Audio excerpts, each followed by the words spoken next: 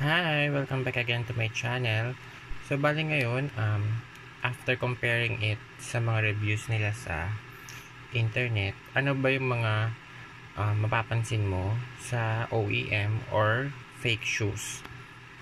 So, ito nabili ko is 3,500 ulit.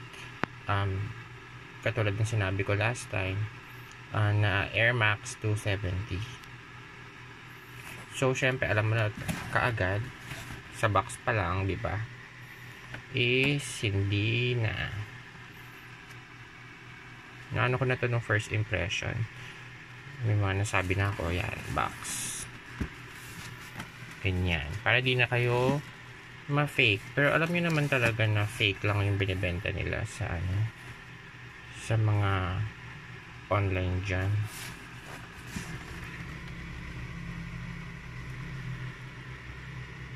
So, alam ko hindi ganito yung box, hindi siya white.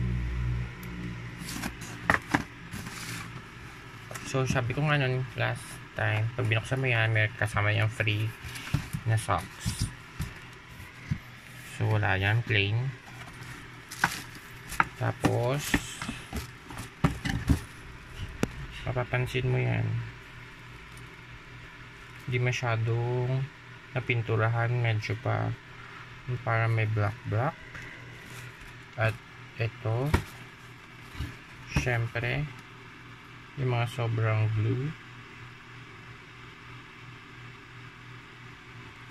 pero sabi ko nga wala naman titingin yan. Ayan, mga yan. Ano pa ba? Sa shoelace, manipis.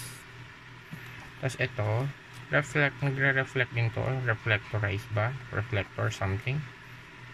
Dapat ang nakasulat dito is Air Max.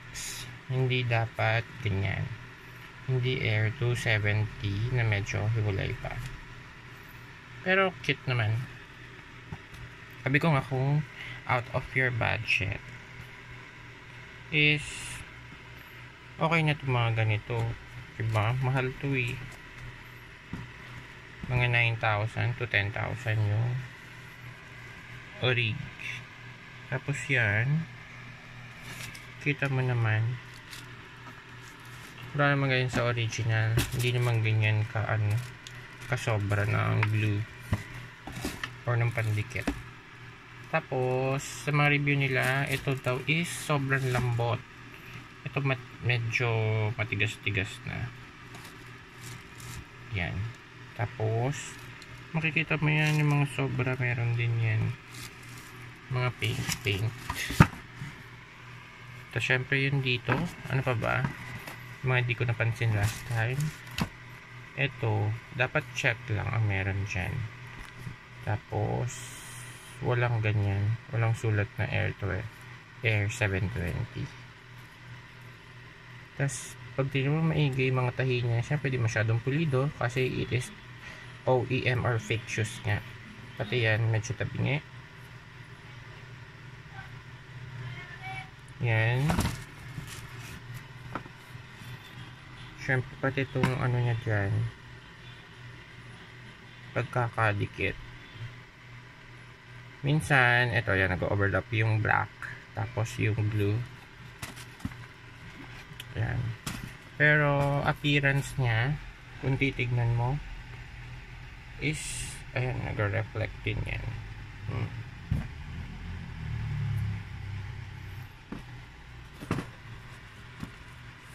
Siguro sa appearance pwede ng 8.5 to 9. Ganda naman siyang tingnan, lalo kung malayo o kaya naglalakad ka. So tingnan natin isang katas. So dito tulad nga noon, sa original wala namang ganyan. Yan, mga ganyang blue. Nasabi ko nga, wala naman susub-sub dyan sa sapatos mo. Para tingnan pa yung mga yan. Yan. Yan mga titignan nyo maigi. Kung sakasakaling bibili kayo or nagdadalawang isip kayo, pero wala naman kasing original equipment manufacturer sa mga sapatos. Kaya, di ba medyo tabingi pa yan? Yan, wala talaga yan dapat. Tsaka yun, pa din mga pagkakadikit. Syempre, itong check pa rin. Ayan. Kita nyo ba yan? Yan mga problema sa mga OEM. Pero, titingnan ko pa din kung sa araw-araw mong gagamitin, kung gaano siya tatagal. Lalagyan ko rin ng date kung kailan. And siya, oh.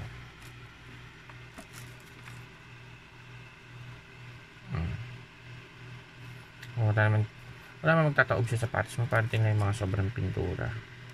Pero re-review ko pa din yan kapag nagamit ko na siya sa labas. Kasi sabi ko nga, yung may tumutusok dito kapag ka hindi ka naka-medyas. Dito sa may sapin niya sa loob. So may parang nag-wrinkle dito eh. Yan.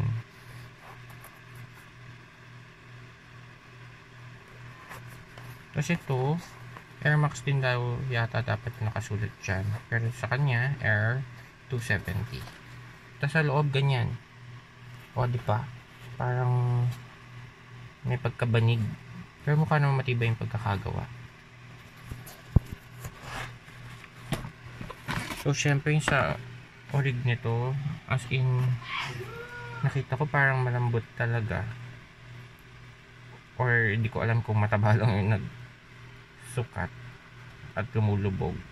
Pero, nagbe-bend din naman siya. Ayan. Saka may glue din siya, no? Hindi naman di talaga siya original. Iba yung kiniklaim nila. Better than OEM something. So, yung mga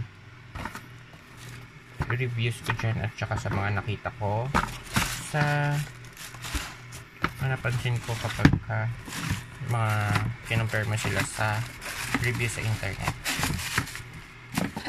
So, yun siya.